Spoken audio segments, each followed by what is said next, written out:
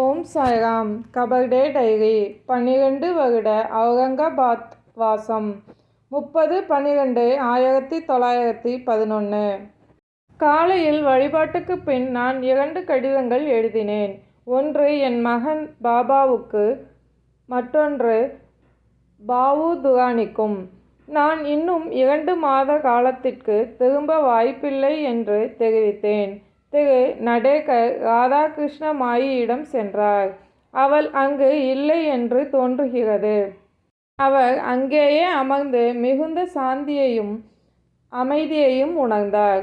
அங்கேயே முழு நாளையும் கழித்தார். நான் காலையில் இராமாயணம் பாராயணம் செய்தேன். மாலையில் பாகவதம் கேட்டேன். மாலை சற்று மங்குவதற்கு முன்பு சாயி மகராஜிடம் சென்றேன். அவர் என்னை மிகுந்த அன்புடன் நடத்தினார். அவர் பெயர் சொல்லி கூப்பிட்டார். பொறுமையின் சிறப்பை வற்புறுத்தும் ஒரு சிறு கதையினை கூறினார். தன்னுடைய பல சுற்றித் திரிதல்களில் ஒன்றின் போது அவர் அவுரங்காபாத்துக்கு சென்றார். அப்போது ஒரு மசூதியில் ஒரு ஃபக்கீர் அமர்ந்திருந்ததை கண்டார். அதன் அருகே மிகவும் உயரமான புளிய மரம் ஒன்று இருப்பதையும் கண்டார். முதலில் அவரை மசூதிக்குள் நுழைய ஃபக்கீர் அனுமதிக்கவில்லை. ஆனால் அவர் உள்ளே சென்று தங்குவதற்கு முடிவாக சம்மதித்தார். ஒவ்வொரு மதிய வேளையின் போது கிழவி ஒருத்தி அளிக்கும் ரொட்டியையே ஃபக்கீர் முழுவதுமாக நம்பியிருந்தார்.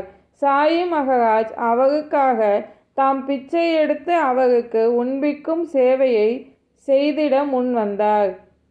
12 வருடங்கள் போதுமான அளவுக்கு அவருக்கு பாபா உணவளித்தார். அதன் பின் அவ்விடத்தை விட்டு நீங்கிவிட எண்ணினார். பிரிவின் போது அந்த கிழஃபக்கீர் கண்ணீர் சிந்தினார். மிருதுவான சொற்களால் அவரை ஆறுதல் படுத்த வேண்டியதாயிற்று. 4 ஆண்டுகள் கழித்து சாயி மகராஜ் அப்பக்கீரிடம் விஜயம் செய்தார். அவர் நலமுடன் இருப்பதை கண்டார். அந்த ஃபக்கீர் சில வருடங்களுக்கு முன்பு இங்கு வந்தார். சாவடியில் தங்க வைக்கப்பட்டார். அன்னையார் பாபா ஃபக்கீர் அவரை பார்த்து கொண்டார்கள்.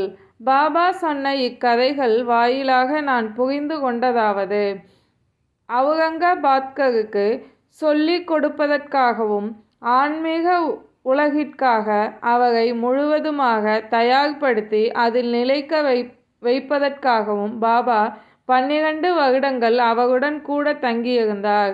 இரவில் பீஷ்மாவின் பஜனையும் தீக்ஷித்தின் இராமாயணமும் படிக்கப்பட்டது.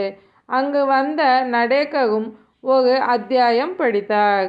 ஓம் சாய்ராம். சாயின் வார்த்தைகள் மீது நம்பிக்கை வைப்போம்.